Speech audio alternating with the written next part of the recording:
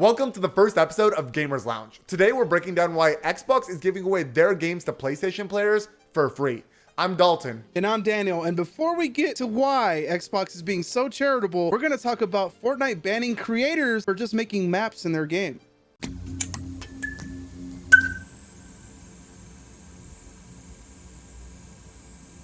Dalton, I assume you already know about Fortnite Creative 2.0, right? Yeah, it's massive. Did you know they're banning creators for making maps inspired by other games? That's dumb. It's a crazy one, right? Because that's kind of like the whole point. I mean, to be fair, the whole point was like making new AAA experiences to rival AAA games. But of course, as Epic, you got to know people are going to want to remake games. And they did. They did it with Resident Evil 4 Remake. Somebody made a FNAF game.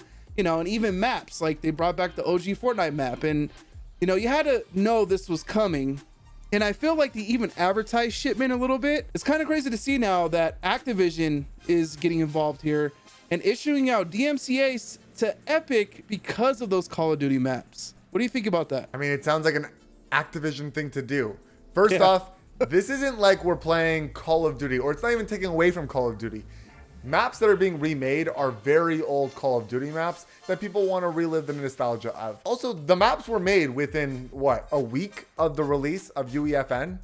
Probably quicker than that. That's crazy. Like a couple days, let's call it, right? And also, it's not like they're remaking and retexturing the characters and the weapons and things like that, so it's literally Call of Duty with inside Fortnite. No, you still play as a Fortnite character with the same weapons that you had in Fortnite, and then you also still have a third-person mode. Like, none of that has changed. It's really just the aesthetic. So while I do understand why Activision, or why Epic has to now take this seriously, it's because of Activision and they're being little babies about it. It's one of those things, right? Like, we've seen this with Roblox and the Frontline game that was made in there, which the whole narrative was like, oh, people are making a better Call of Duty inside of Roblox. We don't have DMCAs for Roblox then. Exactly. It makes no sense, right? And then you get Fortnite with these two maps and everybody's like, oh my God, this is like vintage Call of Duty. It feels they're doing it better than Call of Duty. So you have to figure Activision wants to get away from that and they're getting a little sick of it. But to your point, nothing with Roblox. I'm sure somebody's made something in Minecraft too. Like those games were never touched. When it's Fortnite, it's a huge issue. This whole move is surprising, but what I find even more surprising on top of all of this is that Epic doesn't want you to remake maps outside of the Season 1 map. The Season 1 map was essentially released day one of UEFN's release. So they were like, that one's okay, but don't do it again and don't do it with any of our other maps. Which makes me think, are they going to do something official? And if not, why are you being so harsh on it? Like, people are using your tools within your game and reliving that nostalgia. I mean, I think that we eventually will get to the point where we're seeing almost AAA level games within Fortnite's creative mode. Don't get me wrong. But when we're only a week to a month in, yeah, it's expected that it's going to be primarily just remakes of things that people had a good time with. You know, people are remaking it because they're nostalgic. They miss the old maps. That's not a knock on you, like, you know, but for them to kind of ban that makes me think that they're going to bring it back in some kind of extravagant way. And can't wait to see what they do there. If anything, we already know Fortnite always delivers. And this whole issue really tells a story to me about, you know, Call of Duty fatigue. And I know we go through this every year, but everybody's ready for that next big game to overtake Call of Duty, which, you know, not going to happen. But we've seen it with Xdefiant now. We've seen it with the finals, right? We see it with even Dr. Disrespect's game coming out, and whenever that comes out.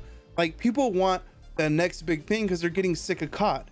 But you got to remember, we're also mid-cycle. And if you don't know what the Call of Duty cycle is, I'm going to let Dalton tell you about it. Yeah, we go from absolutely hyping up the game releases, gets a couple weeks of hype, and then from there, everyone complains, and then we get leaks about the new game, and then they hype up the new game, and then it releases again. I mean, it's a full circle. Right now, we're at the stage where everybody hates Call of Duty. They're ready for the next thing.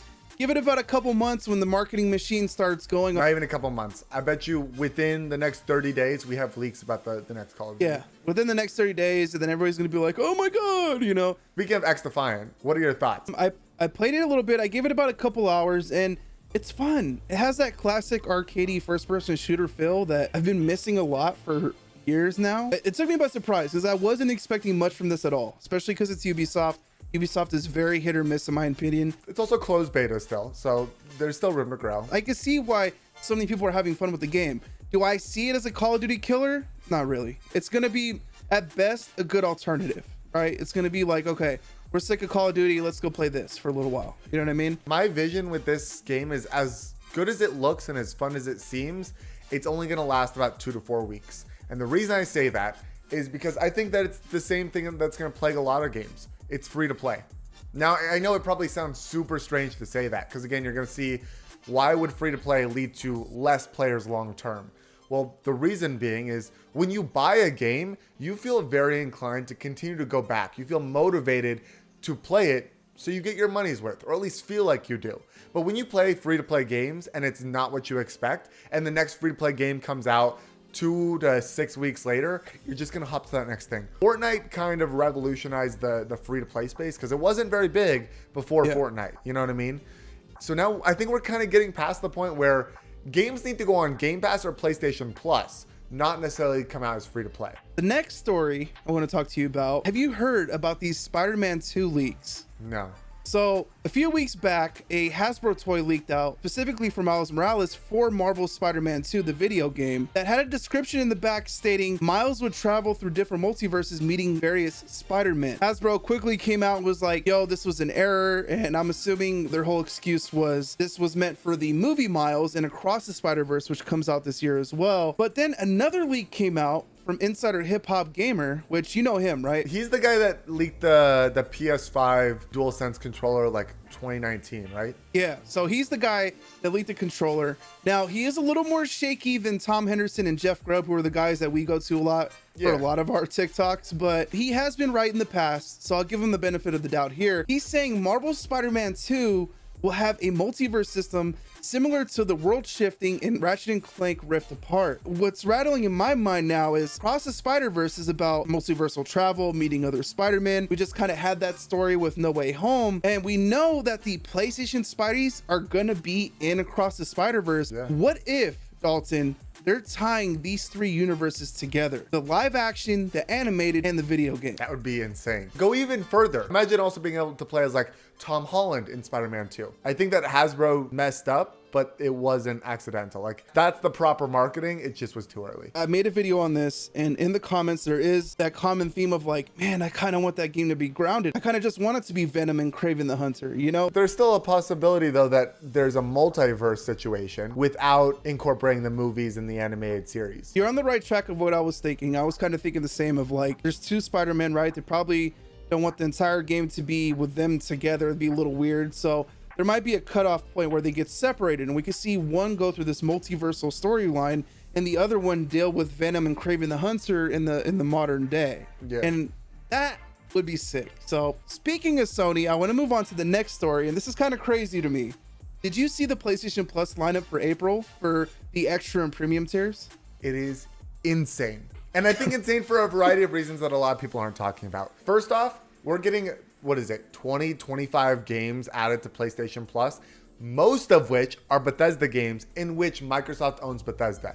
Things like Doom Eternal, Doom 64 even, Wolfenstein, stuff like that. A lot of really good games that Microsoft is now like for free. All yours. This has proven their point from last month, from the whole, buying Activision debacle and that fight with Sony. They wouldn't mind putting Call of Duty on PlayStation Plus in the future once they own that franchise. I think that they're following through on their word and really, essentially showing that, hey, we're not bluffing with what we're offering with Activision as well. If we're getting Call of Duty in 2025 on PlayStation Plus, that'd be great. We know this about Xbox right now. They're not into the console wars and the exclusive wars, right? They're focused on software now. They're focused on Game Pass specifically. And if Sony said yes, guarantee you Game Pass would be on PlayStation. But what people aren't saying or talking about is they're removing Spider-Man off of PlayStation Plus. Yeah, I've seen that. That's horrible. Like, that is a bad decision for multiple reasons. I would love to hear your reasoning on why you think they're removing Spider-Man. So they're doing this for one reason and one reason only: money. Right? Spider-Man 2 is coming out, rumored to be September, according to Jason Schreier, and of course actor Tony Todd, who kind of leaked it himself. You don't know, he does the voice of Venom in the game. And I think this is a way for them to get, like, those last minute people who haven't bought the game yet to buy it before the second one comes out, so they can kind of get the full story. And I had a similar hunch, and the more and more I think about it, and we just talked about good guy Xbox at this point, has Xbox removed Forza Horizon? Would they remove Forza Horizon 5 when Forza Horizon 6 comes out? Nope.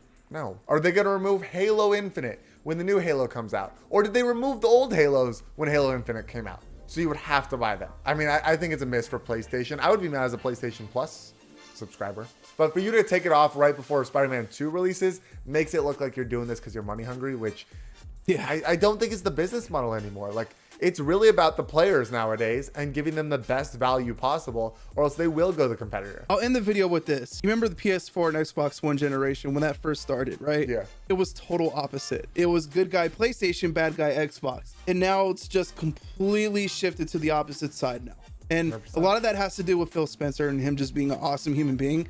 And I'm not big on Sony's current CEO. You know, I like the last one a lot more. Xbox has waved the white flag. The console war is over. They're done with that business model. And to wrap it all up, that's why they're giving their games to PlayStation. They're following through on their word to really show we're done with that. We don't care about selling the hardware. And I think that's what's best. Microsoft is really good at selling software. And that's what their company, outside of even Xbox, has been known for. I honestly expect to see more Xbox games come to PlayStation Plus for free. Yeah, that's it for the First Gamers Lounge. Let us know what you guys think in the comments down below. What topics you want to see us talk about. And yeah, we'll catch you next week. This will be a weekly series every Monday, 12 p.m. Pacific. Also, don't forget to like, comment, and subscribe if you want to see more like this. Was that the outro?